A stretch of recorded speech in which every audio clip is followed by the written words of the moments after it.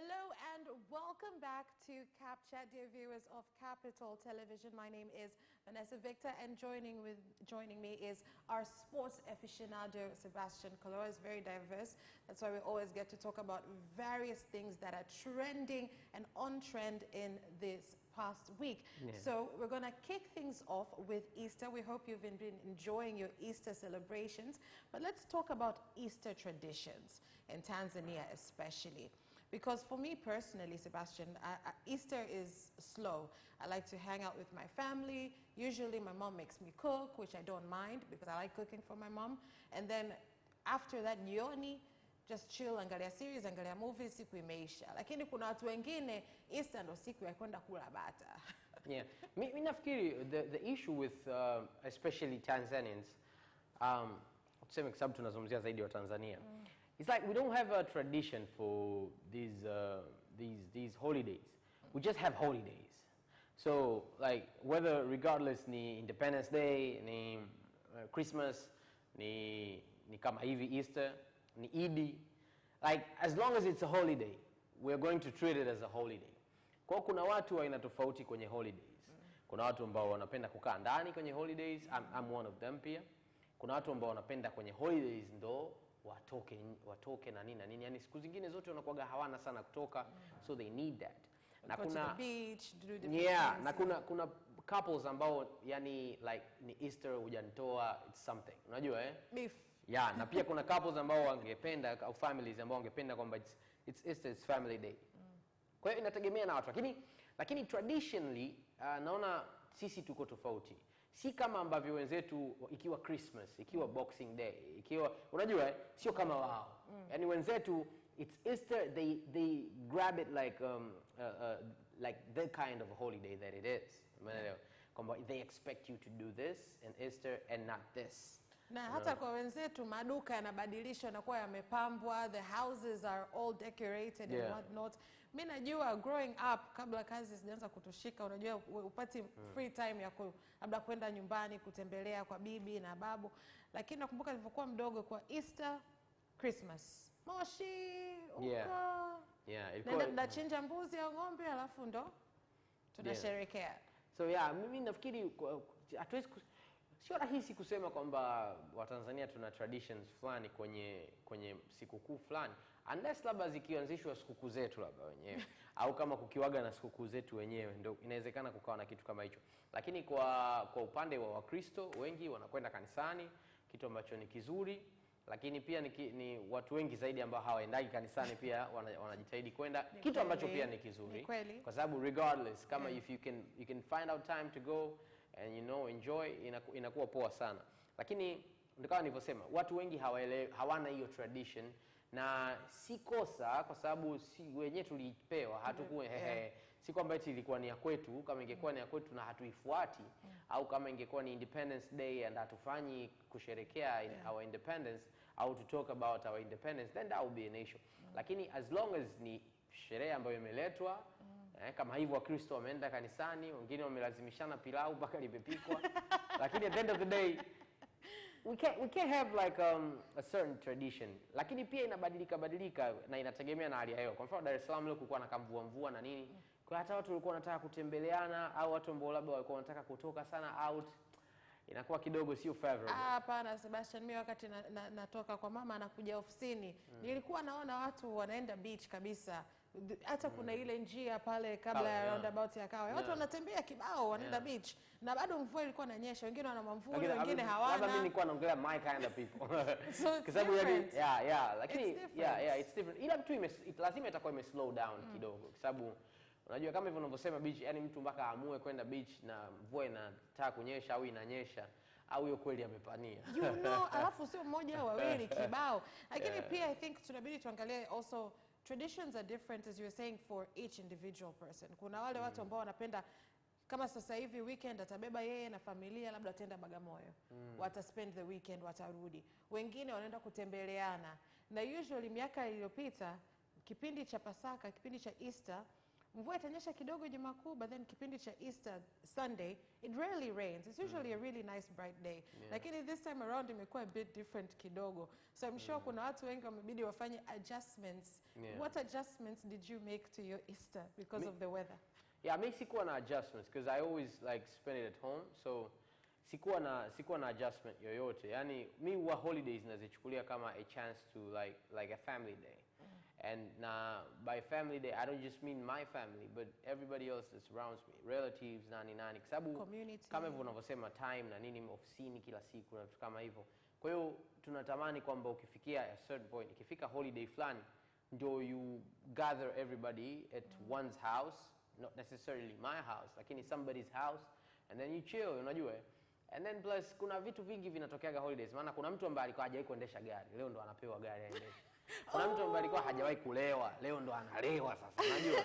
So there's a lot of things inatokea barabarani ambazo mimi I wouldn't like to be part of. Kwa hiyo ndo maana huwaga naona I'd rather enjoy it at home a full day. Kama I have to like go to work, I have to go to work, lakini inakuwa tu once and then basi narudi. Speaking of sikukuu zetu hizi za Easter, hata Christmas na nyingine zinakuwa sikukuu za firsts kwa vijana wengi. Ndi kweli.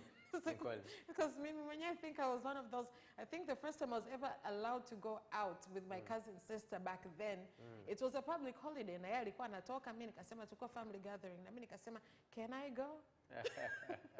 Ingekuwa siku nyingine yoyote huo ungekuwa ni mtosa live. Ni kweli. Yeah, so that's why sometimes it's cool like if you have your family mkatoka na nini, but like mimi I'm not that kind of guy. So, yeah. I used to be that kind of girl, to go out and whatnot.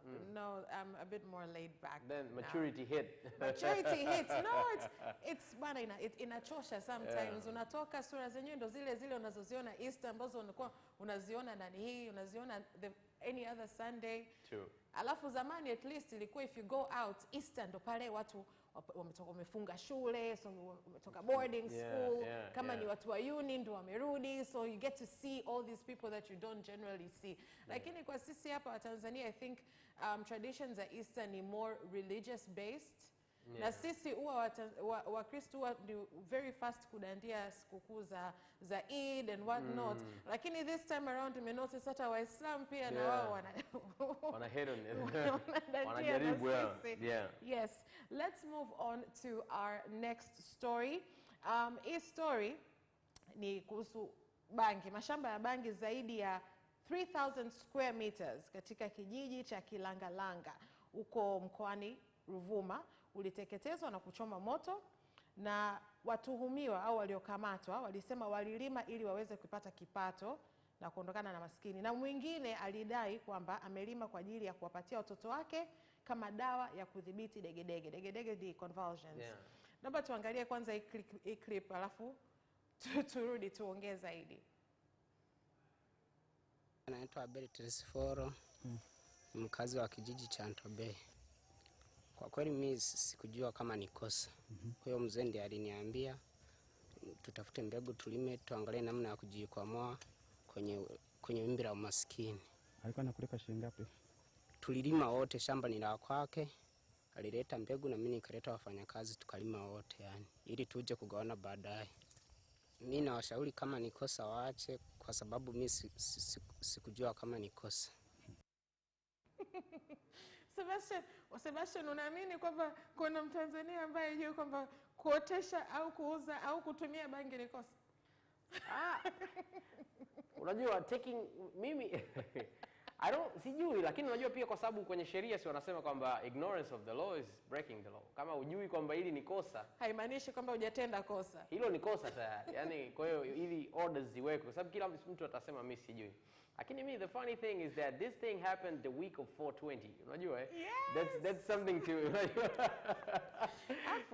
to relate it with. Yaani kama Snoop Dogg angeona hii, yani angekuwa disappointed sana. Angesign petition wamechoma afa Yeah, so kwa Tanzania mpaka sasa hivi hilo ni kosa straightforward na halina mjadala.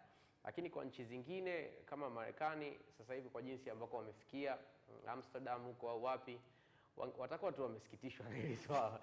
Kuna watu wanatumia kama medical kama medicine kama nini, lakini na kwa sababu kuna sehemu nyingi tu imewekwa legal, kwa hiyo wao wanashangaa kwamba mnachoma tena nani bidhaa ambayo inaingiza pesa namna hii. Kwa mfano Damian Marley recently alinunua gereza na akaligeuza kuwa shamba la bangi, yani shamba la bangi ndani.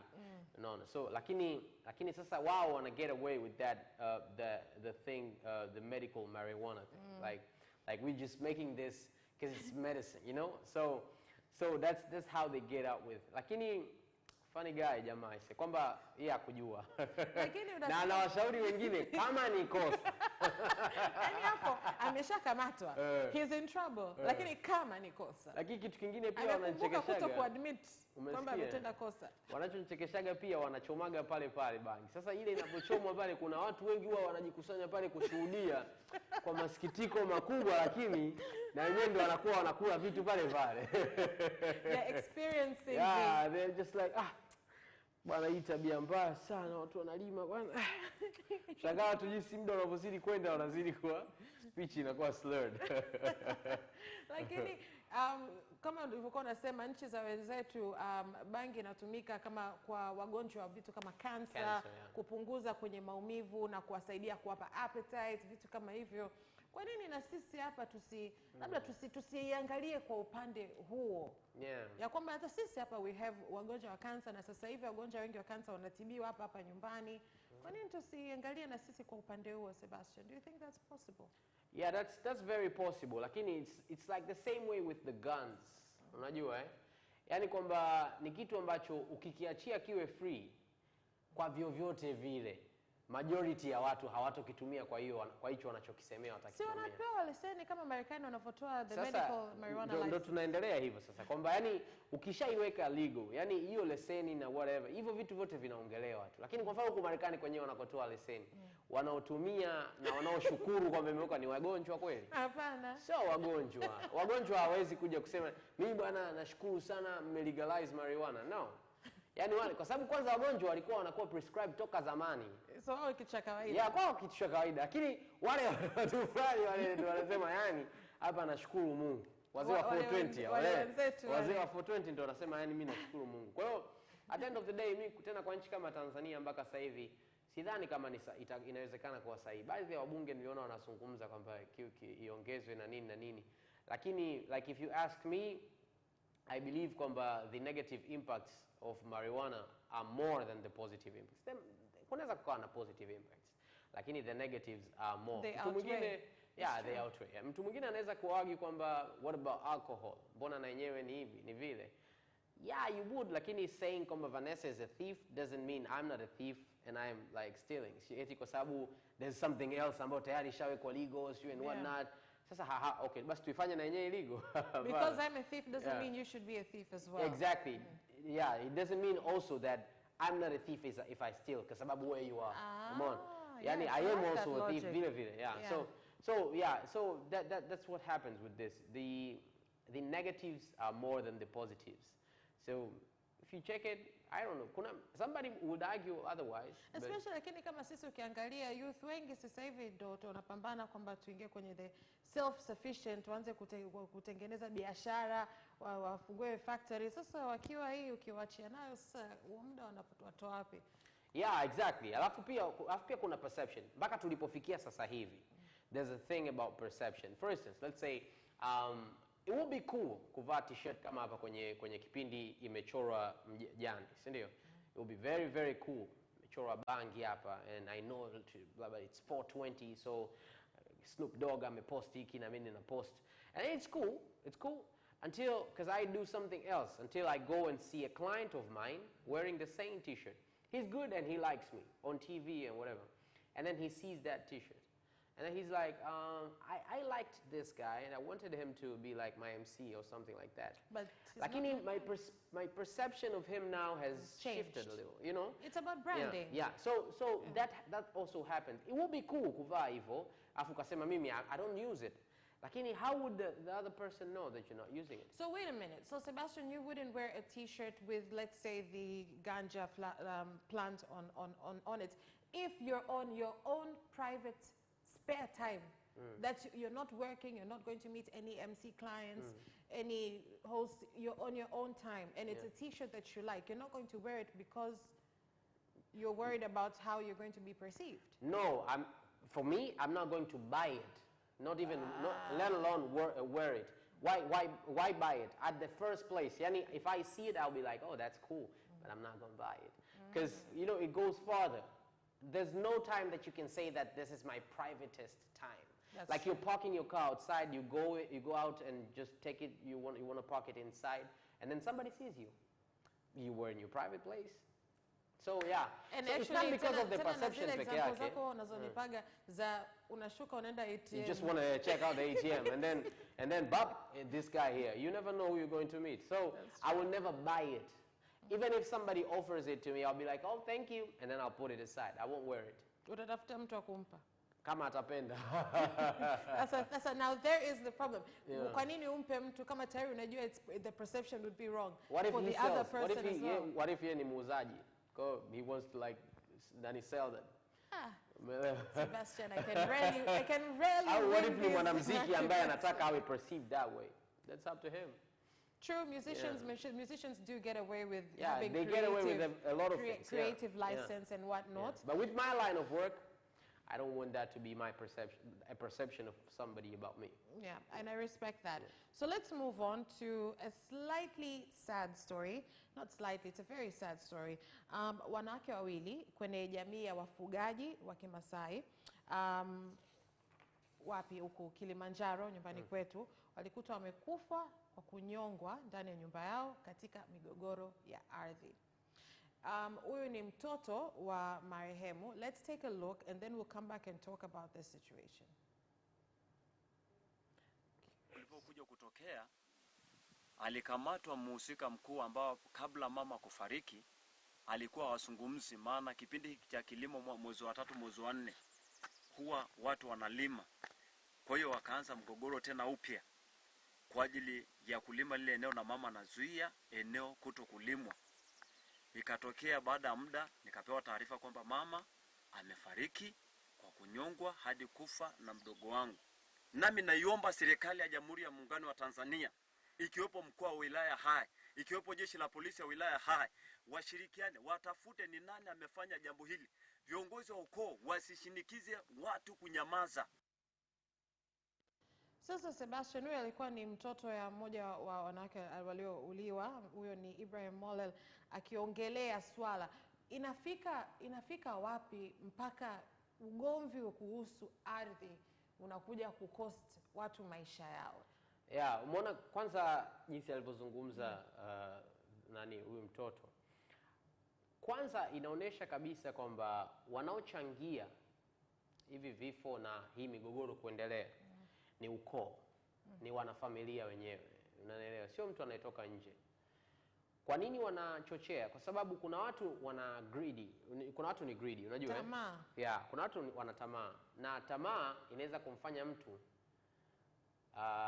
akafanya kitu ambacho hajataka. Unajua, yani inapofikia point fulani, unaelewa?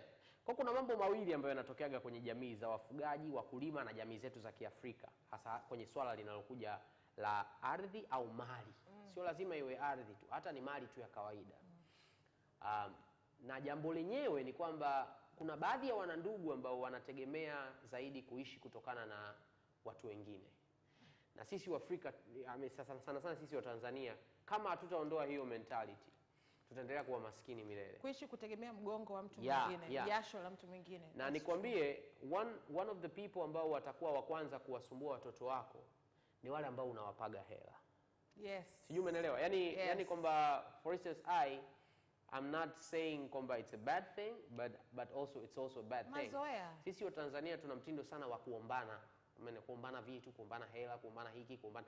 Yani kwamba once mmoja akitoka kidogo tu, wote tunataka tumtegemee yeye. Umeona Na hata wachezaji wanaocheza ligi ya Uingereza, wale ambao ni wa Afrika, wanasemaga sana kwamba ni kati ya vitu ambavyo vinakuwa challenge sana kwao. Kwa inabidi sana wa deal na. Lakini sisi wenyewe pia ni witnesses to that. Tunajua jinsi gani ukishapata hata kazi moja tu ambayo inakulipa kila kidogo tu, utashangaa haujui hata ndugu walipotokea. Sasa hiki kinafanya ile watu yule mtu ambaye alikuwa amezoea kwamba wewe utakuwa una provide kwake siku zote. Siku moja litakapotokea wewe la kutokea, anatamani anakuwa anaamini tu kwamba ana haki na chochote ulicho nacho. Share chake, yani kuna chake pale kwa sababu yeye alikuwa anapokea benefits.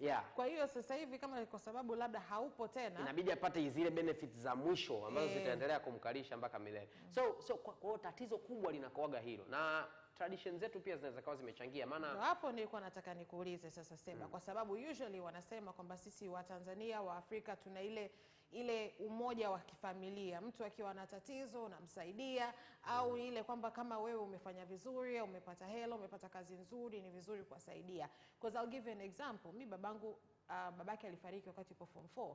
Alikuwa na wadogo zake wengi sana nyuma yake. Sasa yeye na kaka zake wakasaidia kuwasomesha wadogo zao mpaka walikofikia. Sasa ukisema kwa hivyo kwamba usisaidie, okay, yani sijasema kwamba usaidie. Unasikia?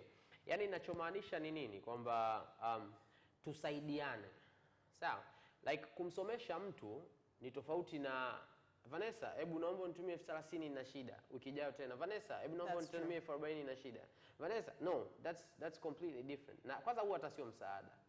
Umeelewa? Yani kuna watu they just depend on people. Take advantage. Yeah, alafu unajua a person mimi I would rather, na watu wengi wanasaidia ndugu zao kwa style. Kwa mfano mimi na aunti yangu mmoja amesaidia sana ndugu kuwachomeka kwenye kazi mbalimbali. Sio kwamba watu walikuwa hawana uwezo, lakini alikuwa akipata hiyo idea, the first thing anapata ni kwamba ndugu yangu gani ambaye anahusika na hiki. Mimi pia nishamtafutia sana mdogo wangu kazi ambapo kwa sababu najua kwamba anaweza, lakini umeona. Lakini huo ni msaada, sio sawa na kupeana tu, unajua yani ile easy one. You're giving them the opportunity to make their own money. Yeah.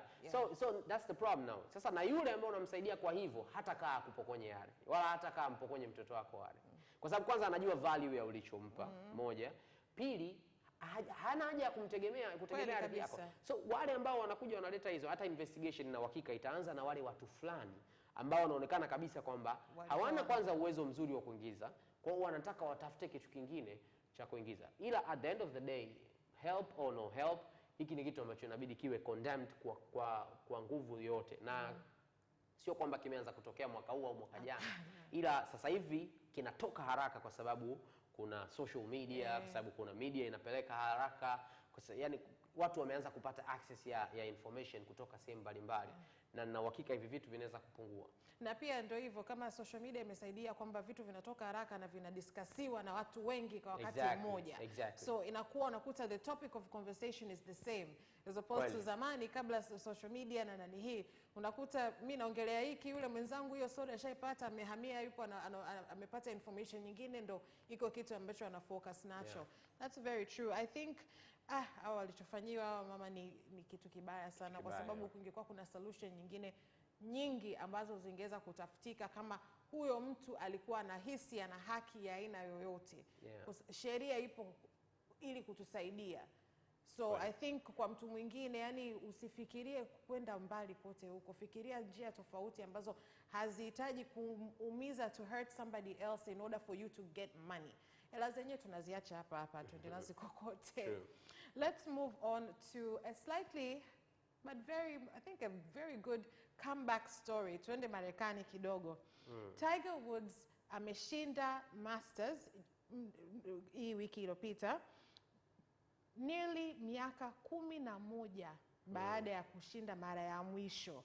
Yani hii inaitwa comeback of the decade, kama sio comeback of the century. Yani alikuwa ameumia, amefanya surgeries nyingi sana, na alikuwa pia na scandals nyingi zilimzusha sponsors, ika threaten his career. Lakini sasa hivi he's come out on top. Yes, hii inaonyesha ukiwa persistent unaweza kuachieve chochote, na kwamba what matters is now. This is what I always say. I like to have this statement. Kwamba the past is so good, like it will help you know about what you're going to do in the future. Lakini the present is what matters the most. Like literally right now, a lot of people will forget where Tiger Woods passed. Tiger Woods has been tunaweza kusema a topic of many stand-up comedians baada ya fall yake, kwa sababu it was funny, unajua kwa sababu waga mtu akianguka na nini. Yeah, so he was the topic of most, kwamba yani unaweza ukawa na hela ukashuka sijui nini, unajua there was a lot. Alafu akapitia pia vitu fulani ambavyo kama tunavyojua nasema siku ya kufanyani, yani vikianza kutokea vitu vichache vibaya, na hata wale watu ambao wanafanya wako responsible nyumbani wanafahamu, wale wananunuaga chakula vyakula vya nyumbani vikianzaga kuisha vinaisha kama vinaambiana.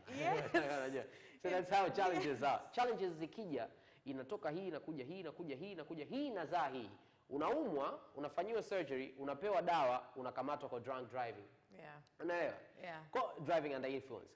Kwa kuna yani hivyo vitu vinaunganikana. Kwa unaumwa huwezi kucheza, inabidi unywe dawa, inabidi uendeshe mwenyewe kwenda kufuata dawa. Unaendesha kwenda kufuata dawa, unakamatwa kwamba mbona unaendesha kama umelewa. Unapimwa unakuta kweli una vimelea vya kilevi, lakini vipimo vya kilevi ni vya dawa ambayo ulikuwa umekunywa. Lakini hapo kwa sababu story imeshatoka, inatoka kwamba amekamatwa na ile sura yako inavyoonekana huko unajua dizzy na nini.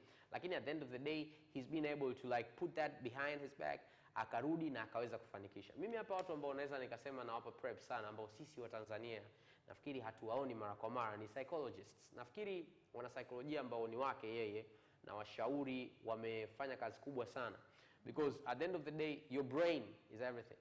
No matter the skill that you have, no matter the people that you know. Imagine how many people Tiger Woods knew.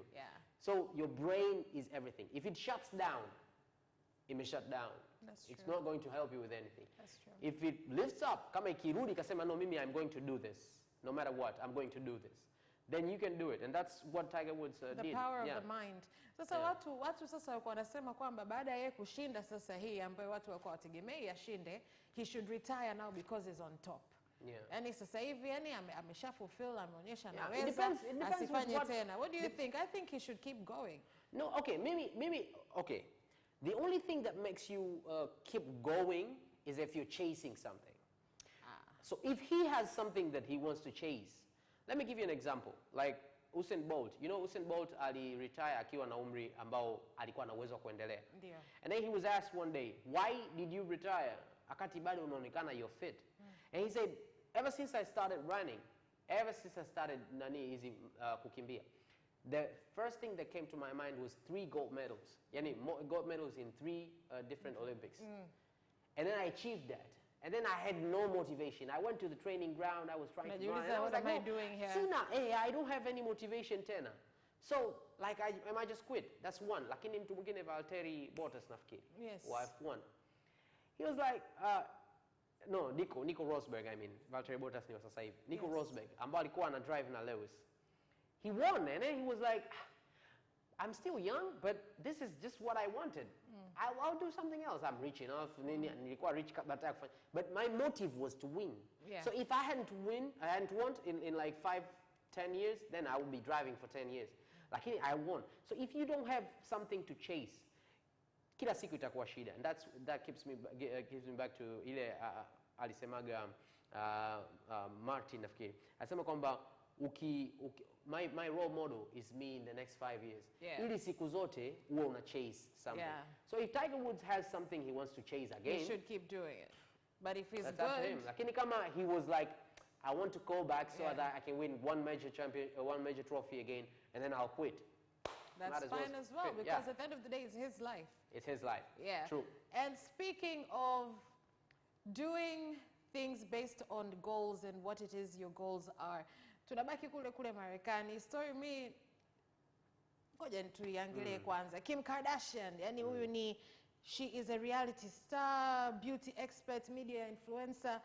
Yani yupo kwenye mambo ya entertainment, lakini sasa hivi she is reinventing herself and anataka kuingia kwenye sheria, na actually inasemekana kwamba tayari anafanya kama ni internship fulani kwenye nani hii law firm, ili aweze kuweza kuwa mwanasheria kwenye state anayoishi. Sio lazima usomee sheria, unaweza ukafanya nani internship hiyo kwa miaka 4 alafu unakuwa mwanasheria.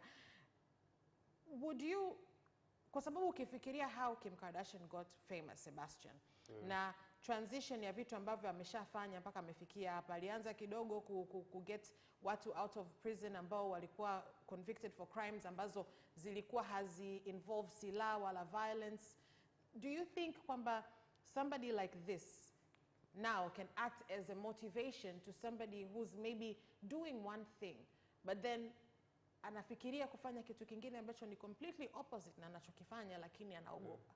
Yeah, that's a good point to make. Kwamba anaweza kuwa motivation kwa mtu ambao anataka kujaribu kitu kingine, kama yeye ana guts za kuwaza kwamba anaweza kujaribu kitu kingine.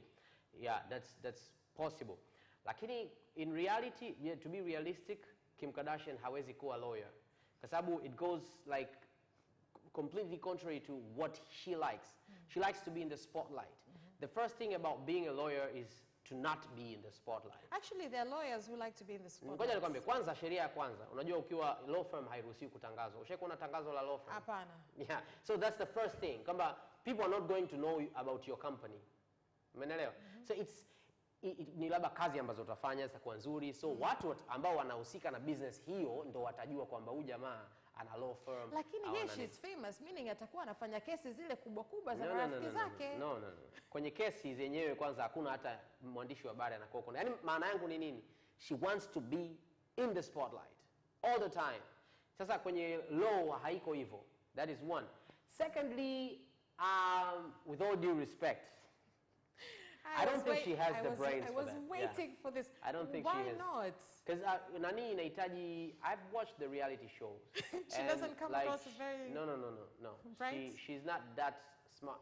You're smart, lakini she's not, sababu ile pale ni school smart. Yani kuwa lawyer lazima uwe school smart. Sasa lakini yeye harudi shule. Yani Yeye anafanya internship. Kufanya, yani kwa mfano mimi nikimwangalia my brother Kenneth.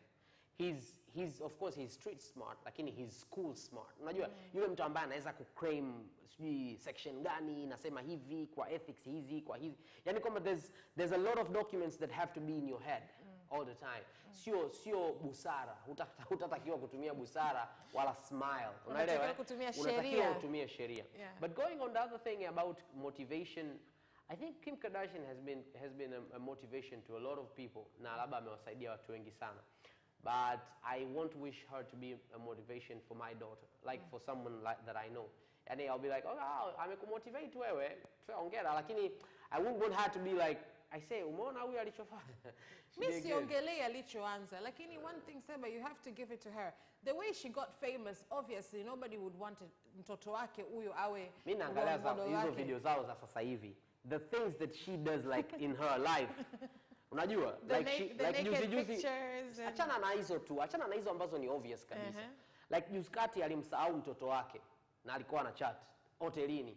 Yani like she forgot kama ana mtoto au vipi. Yani unajua, yani a mom, mimi ninavyojua a mom haezi sahau mtoto wake hata hapo kwenye kiti.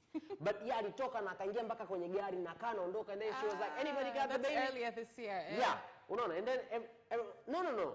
You're the mom who nani sasa tunategemea. Akatoka akarudi akaenda kumfuata. So and that's supposed to be your lawyer. Imagine, wewe ndo anakutetea. If she can't even keep track of her own child. Ata keep track of what you did in the first place. No. Anyways, mimi nataka ngoja nikusomee alichosema kwa sababu watu walivyokuwa wanasema kwamba she should stay in her lane, which is in effect what you're saying, Seba. Alisema kwamba I want people to understand that there is nothing that should limit your pursuit of your dreams and the accomplishment of new goals. You can create your own lane. Okay, yeah, that's true. Yani hiyo ni kweli kabisa, but kwenye wanasema na mwishoni akamalizia the state bar ambayo ni kama law school ya kule doesn't care who you are. Yeah, okay, in goal setting, like I'm gonna give you like an advice in goal setting. Your goal has to be smart. The S, the M, the nini zote zinahusika. Lakini the most important things kwenye goal setting is that your goal has to be timely. Like it should have a time limit. Like mpaka mwisho wa mwaka niwe nimefanya hiki au mpaka mwezi wangapi niwe nimefanya hiki. That's first. Second one, it should be realistic. Yani wewe leo una kagari kama kakwangu kale. Kwa hiyo sema mimi kesho nikikwambia kwamba nataka kusoma sheria tena and I already know that I have a degree in mass communication, utaniambia kwamba it's not realistic. No, that's realistic. Yani wewe inaweza kuwa realistic. Kwa sababu you're school smart. She's not school smart. Yani ila sasa hivi ukiniambia kwamba by the end of labda huu ni mwezi wa 4, like by the end of the year hata ukaniambia by the end of the year, unaona ile Range Rover Vela, I want to have that. I will have that. Nitakata mimi nitakuwa and then I'll be like, okay, so maybe labda umeanza kuuza labda umenunua lile shamba lile la bangi limeenda kuplant tena. Guys, let's go for a quick break, alafu tunarudi kuongelea our main topic. Sasa huo ndo muda mwafaka yenye kukaa tayari kutupigia, kutuambia maoni yenu. So twende kwenye break, afu tunarudi sasa hivi.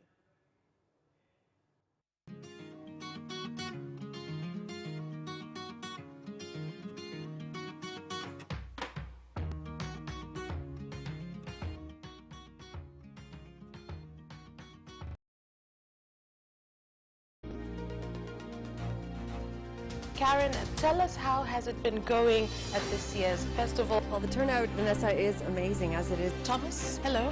Nice to be there with you. What is the purpose of this meeting and who will be in attendance? Talking about how African countries can stop relying to a large extent on... We are definitely seeing a lot of deeply political films, either directly treating a political issue or with a political subtext. Don't miss the live special report between Capital Television and Dashwell Television at 9:30 p.m.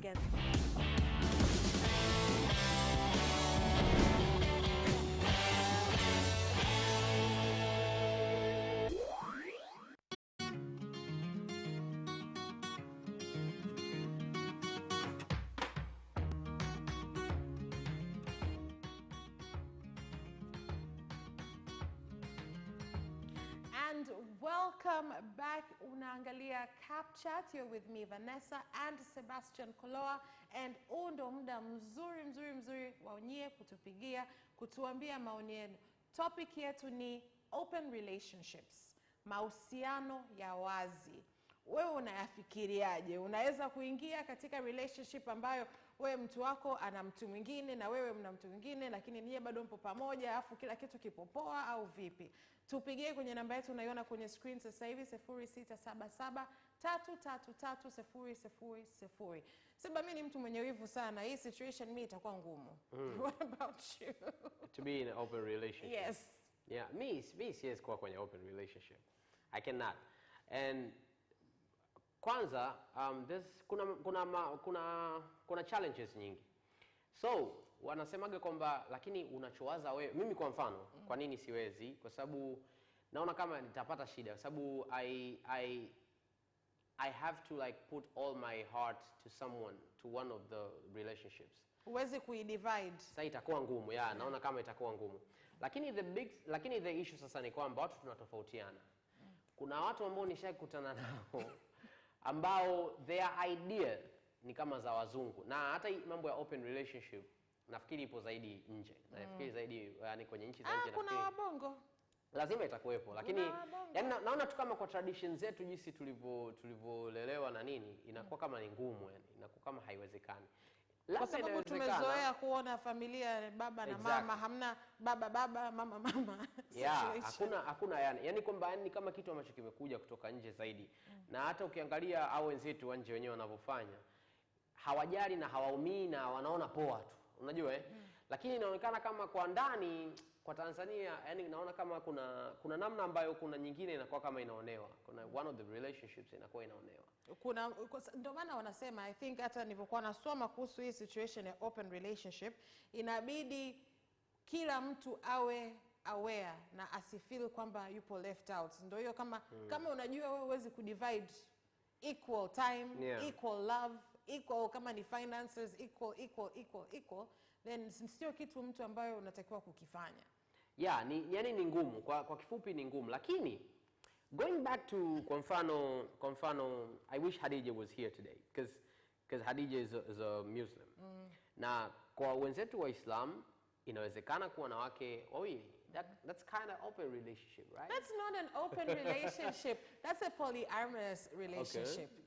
That's not an open relationship, because an open relationship means anyone can get hooked with anyone else. No, it means kwamba the husband can have another woman and the wife can also have another guy. I don't know. Lakini naona kama it's a bit hard. Yani hivyo naona kama kuna challenges nyingi ambazo zinaweza kutokea, na ndio maana nasemaje pia watu wanatofautiana. Kuna watu ambao nimewaona na they're cool with that and na hawapati shida. Yani mimi ninachomaanisha ni nini? Hata katika hizo relationships with all due respect za mtu ambao anaoa wake wawili ambao sio lazima Waislamu, hata traditionally watu wengi tu wanaoa wake wawili, watatu, wanne.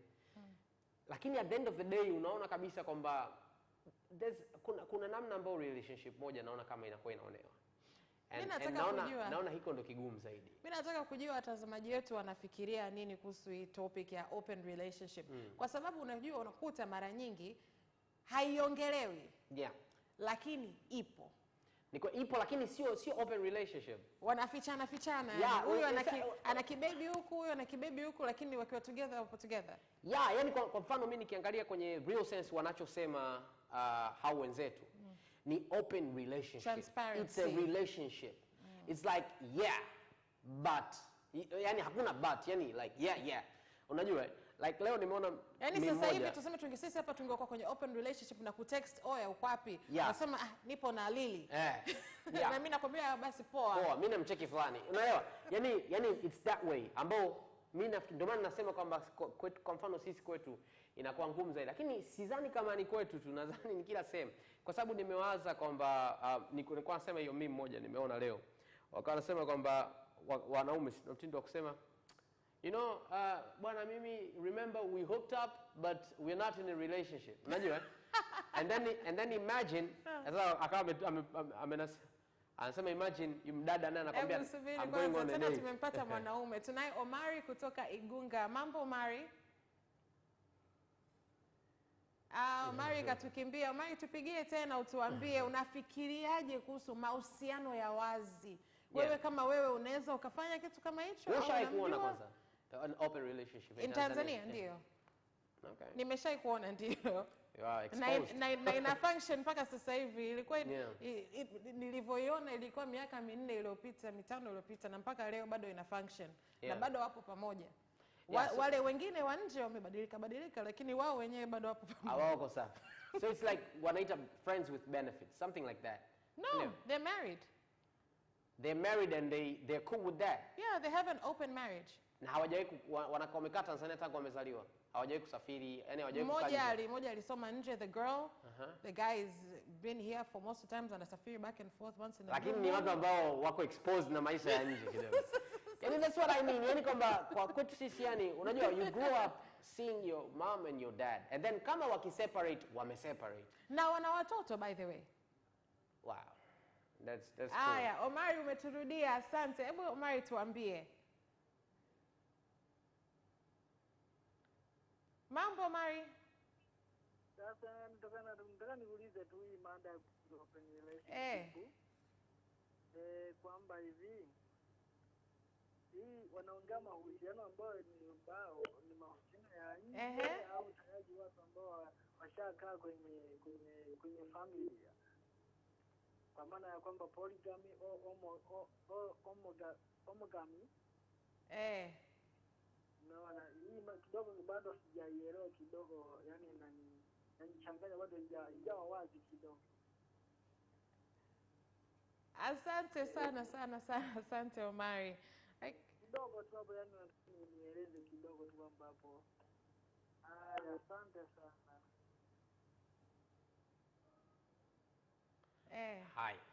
Haya bwana. Kwa hiyo unaona kila mtu ana perspective yake. Kila mtu ana mtazamo tofauti. Kwa hiyo ndio nilikuwa nasema kwamba sometimes mtu kuna mmoja mimi ninavyoona kuna mmoja ata fallen. Lakini ndio maana nasema kama if you can divide it which I think is very very hard. Like if you can divide it and then if you also have the heart ya kutokuwa na huo wivu. Okay, sio wivu lakini ya kuto feel left out. Mimi nahisi tatizo lote linaanzia hapo kwenye wivu. Yaani kila kitu kinaharibika hapo. Kwa sababu mimi hata the guys that I know ambao labda unakuta ana wasichana 5, 6, 7. Lakini bado akisikia yule msichana wake mmoja yuko na mtu mwingine anakuwa kidogo yani worried, unajua Kwa sababu unajua tunaposema relationship it's something different. It's not a hookup. It's a relationship. It's not someone that you just like had like unajua a one time thing. It's ile mtu ambao mnasaidiana, mnazungumza, mnasaidiana na nini na nini. Ushauri, ukiwa na having a bad day au una matatizo na mimi nafikiri inawezekana kuwa na hivyo, yani kwamba msichana anaweza kawa na wanaume wawili, lakini sio kwamba eti wao wanajuana na yeye anafahamu, yani na yeye wote wanajua kwamba wako wawili, au wasichana wako wawili ndio wanajua kwamba wako wawili. Nafikiri hiyo sio rahisi sana.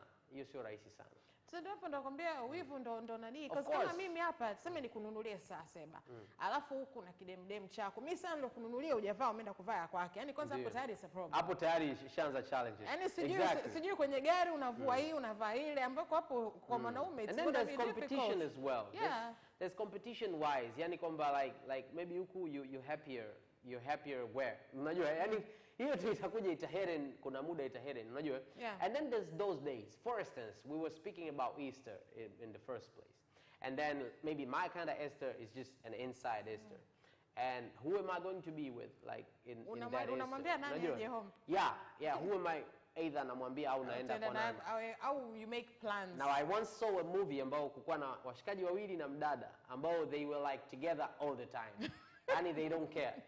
And that was as open as it gets, if you ask me. Like, it was 3 people. Lakini pia, from what I hear, ni kwamba watu wengi ambao wameendelea, sasa viongozi wakubwa, ambao maybe if they break up, or if their relationship gets shambolic or something in any way, itakuwa na athari kubwa sana, wapo kwenye open relationships. Yani wapo hivyo kabisa. Na sio kwamba you can date and like have another wife or another husband, but you can just go out with anyone. Like kwamba imeshashindikana mimi na wewe, but we can't, like the marriage has to go on for the sake of maybe the country family, or the region or the family or yani kwamba kuna namna hiyo. Kuna kitu bigger ambacho it's bigger than you both. Kwa hiyo nyie marriage yenu inakuwa iko hapo kwa sababu tu mambo fulani inabidi yaende sawa. Umeelewa? Kama Donald Trump na mke wake, siji kama yani wako, nafikiri wapo kwenye open relationship. Hata kwenye kutembea, wakati wanatembea kutoka kwenye gari kwenda kwenye ndege zao zile, wakati anafanya safari, mamvuli huyo. Like imagine yule mwanamke angemwacha Trump sasa hivi. Yani anamaribia kwenye urais wa mwaka ujao. He has done worse. Lakini that will have it will be a turn of events, unajua? Kwa sababu kuna conservatives wanataka mtu ambaye ameoa na mtoto. Sasa kuna hivi vitu kama hivyo. Kwa ndio hicho ninachozungumzia sasa, kwamba there are bigger people ambao you think that their families are good, but inside ni tofauti. Sasa kwa Tanzania pia kuna baadhi ya familia ambazo nimesikia ziko hivyo. Yani hata mimi ndio. Ambazo ni lakini ni watu ambao wana picha fulani kwenye jamii. Unaelewa? Kwenye jamii wana picha fulani. Kwa hiyo inabidi tu wakubaliane kwamba I say we have to act like this is our situation, lakini in reality this is not. And ndio maana tunashauri sana watu kwamba usifuate unachokiona kwenye social media and what not, with regard especially to the best couples. Instagram live. Don't do that. Kama unawafahamu, it's another thing. It's another thing. Pia sio lazima iwe the things that you know, lakini kama unawafahamu personally, angalau the better.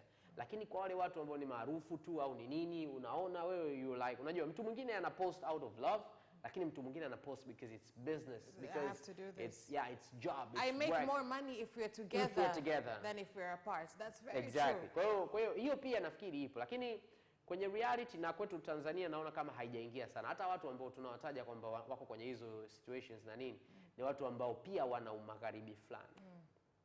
Haya jamani, hii topic tungeweza kuiongelea zaidi, lakini let's just move on to Riki Tanzania zaidi kwenye #+255, na #+255 yetu leo ni Tanzanite. And only found in Tanzania. Welcome back jamani, kama ndo washa TV yako au ndo umeingia YouTube unaangalia CapChat, umechelewa sana, lakini sio kabisa, bado we still have a little bit of time to share some information and talk about it. And #+255 yetu leo Seba ni Tanzanite. This is a mineral that is only found in Tanzania kule Mererani, and it is a beautiful, beautiful stone. Unafikiri kwamba sisi hapa tunai promote au tunaitumia ipasavyo? Kwanza kitu cha kwanza ambacho kilikuwa challenge nafikiri zamani, nafikiri kabla ya reign hii ya President Magufuli, ilikuwa kwamba Tanzanite ilikuwa inauzwa na watu binafsi zaidi kuliko like kwenye chain ambayo inatakiwa. So ndo maana tulikuwa tunaona zaidi Tanzania haionekani kama the best seller. Yenyewe ndo the only producer, lakini kwenye kuuza inaonekana kama iko tofauti. Kwa sababu kulikuwa na watu ambao wanaipitisha katika njia za tofauti wanapeka nchi jirani. Kwa wao wanauza kwa faida zao binafsi. Lakini sasa hivi naona kumekuwa na turn of events. Kuna change ambao sasa hivi inauzwa katika ile namna ambayo inatakiwa. So that is the first major thing. Like if a person knows that if I want this, I can get it from you. Kwanza anakipata kwa bei ambayo ndio inayotakiwa kuuzwa, lakini pia faida wewe unaipata zaidi. And then that way sasa unaweza kukipromote hicho kitu kama kinakupa faida. Kama hakikupi faida unakipromote cha nini? Umeelewa? Naweza kupromote kitu ambacho kinakupa faida lakini hujapita njia zinazotakiwa kupitwa ili upate. Yeah, so that's one thing. The second thing ni kwamba sioni natamani sana kuona Watanzania wenyewe tukianza kuonyesha jinsi gani tunataka kutumia hivyo vitu. Kwa mfano, una pesa ya kununua bracelet au nini, kwa nini usinunue kitu chenye Tanzanite? Ili hata kama ukitoka nje ama hata ukiwa ndani kuna mtu akiuliza hiyo ni nini, hiyo pete, engagement ring au nini, ina nini?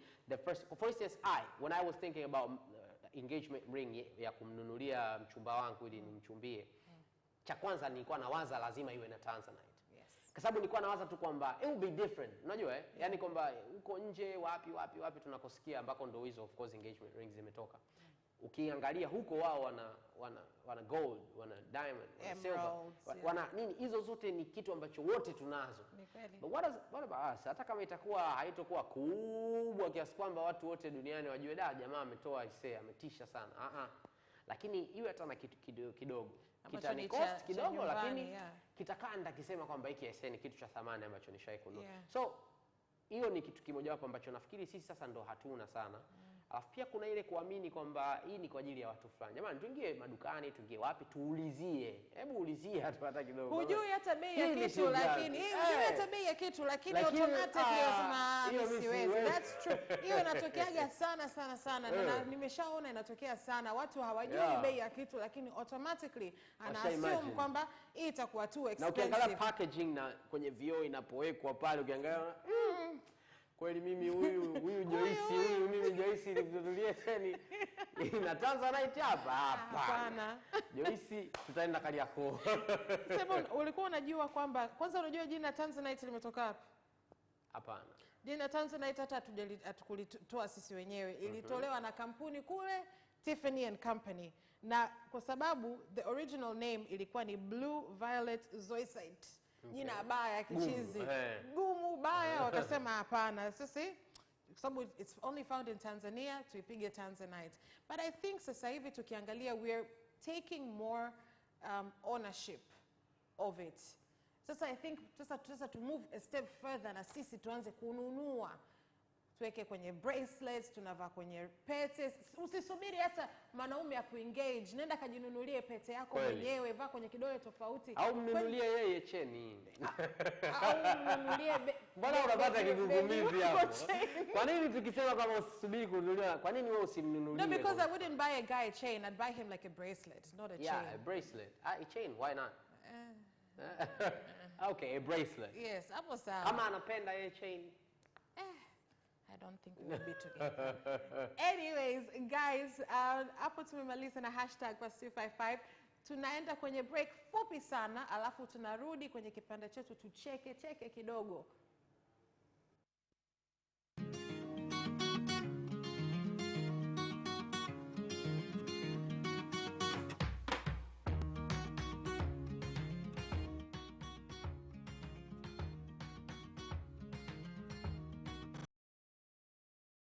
Watch Business Edition as we talk to business leaders and experts in sectors that are transforming Tanzania's economy. To be rich, I have to be a business person.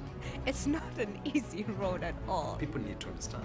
You must quickly think, how cost effective are you going to be? Business acts as a way in which it can bridge that gap. Business Edition will keep you informed on latest developments in the financial sector. extractive industry, tourism, agriculture, energy, construction, and so much more. Meet entrepreneurs who create employment opportunities. Watch Business Edition on Friday at 8:15 p.m.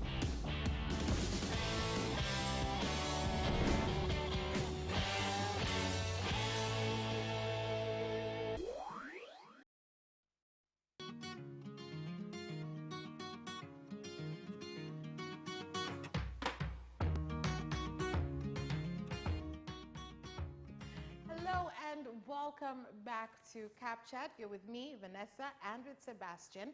And kama umetujoin, umechelewa lakini bado unaweza kufuatilia kupitia YouTube ukaangalia upya au ukaangalia kipindi kikirudia tena. Lakini huu ni muda wetu, let's laugh a little. And how do we do that? Let's look at some memes and let's start off with this one. I'm broke, but not like poor broke, but the classic type of broke. I'm broke. Okay. Okay, there's a line. Oh, this is on a more serious note, like is this this is a lot of people, like this is a lot of people. This ni our broke ni wale watu ambao wana iPhone lakini hawana pa kulala, hawana chakula, hawana nini lakini hana voucher. Unaenda mbali. Una iPhone but huna bundle. Au kuna Nyashinsky has this line kwenye ile nyimbo ya yuko na South Soul anasema I'm richer than my neighbor but we're both in the slums. So at the end of the day I'm richer than my neighbor but we're both in the slums. So I need to me broke in the broke. So all the way. I'm always I'm up there. Huwezi linganisha na hao maskini wengine. Lakini mimi pia ni maskini fulani umeona a classy one. You can also think of it, unajua kuna mtu akikuomba hela au akikuuliza kitu unasema nimefulia. Unajua umefulia lakini hujafulia kabisa. Una hela lakini sio hela ya kufanya the usual things that you normally do. Like broke. No, broke is broke. Like if you're broke. Wait, hapana nakataa. Yani ukiwa broke manake you don't have money. Yani huwezi kuwa broke afu una hela. No, nikiwa broke na hela kunipeleka kazini mpaka nikija kupata hela ya kula. You're not broke. I am. No, wewe unataka luxurious things and you don't have the money for them. You're not broke. You're broke when you don't have money. Yani like when you have to like come to work on foot kwa sababu you don't have hata nauli. You're broke. Basi sawa. Let's go look at this. So right now you're broke. Okay, Dad, and he's online. This is a WhatsApp message. Condition critical at school. Send money or else suicide. Situation at home very bad. Baba ndo anajibu. Suicide approved and greet your grandfather. Yeah. And sasa judging by the way Dad wrote greet, he doesn't care about school at all. Like greet, the greet that he wrote, I don't know if it's from English. I don't know if it's from the English language. So inaonekana hata yeye mwenyewe alikuwa ajali shule. Kwa hiyo anaona kama wewe uko shuleni huko kama unajua hivi. Actually the greet is the right spelling. I think. Greet like greet your grandfather. Hapana, the grammar is bad. The grammar. The grammar is bad, yeah. The grammar is very bad. Greet your Actually, grandma. mimi nakumbuka unajua mimi when I was young alafu unajua ukiomba hela ya kununua kitu mzee anakuambia I'm broke au hela ya kufanya kitu anakuambia I'm broke. I never understood how you can get paid and still be broke. But now I understand. Maybe I did understand. Because I was told, kwamba I say, it's not always kutakuwa na hela. Tena sometimes, most of the times, hela hakuna kwa sababu wewe unahitaji. And let's look at this next one. When you're seated alone in the house and you hear some noise in the kitchen, me. Satan, is that you? Okay, my best friend is like this. Hawezi kukaa nyumbani mwenyewe. Hawezi usiku especially, hawezi kulala nyumbani kwake mwenyewe. Kwa sababu yani she's just scared. I think yeye ndo huyu paka, yani always paranoid. Ukisikia kisound kidogo tu. Lakini unajua fear ni nini? Fear is what you have in your mind. Like kwa mfano mimi sielewi watu wanaoangaliaga horror movies. Like I wouldn't do that to myself. But they're nice. Pia wanasema you need to, they're not nice. What is nice about that? Ndio Because maana ukikaa emotional roller coaster. No. Ndio sasa hizo emotional roller coaster ndo zinakujia ukiwa alone na gizani. Kwa unajitengenezea picha zako because fear is made up, unajua. Hata fear of reaching your goals, it's all made up. It's because of what you've been hearing most of the times. It's because of what you've been like watching, other situations. Kwa mfano, mimi na wanaume wengine 5 tunaweza tukakuona wewe. And then kila mmoja akawa na mawazo yake. Umeelewa? Yeah. Mwingine anaweza akafikiria kwamba udada anapendezea kuwa lawyer. Unaelewa? Kwa sababu yeye kitu anachoangalaga mara nyingi ni nini? Law. Yeah.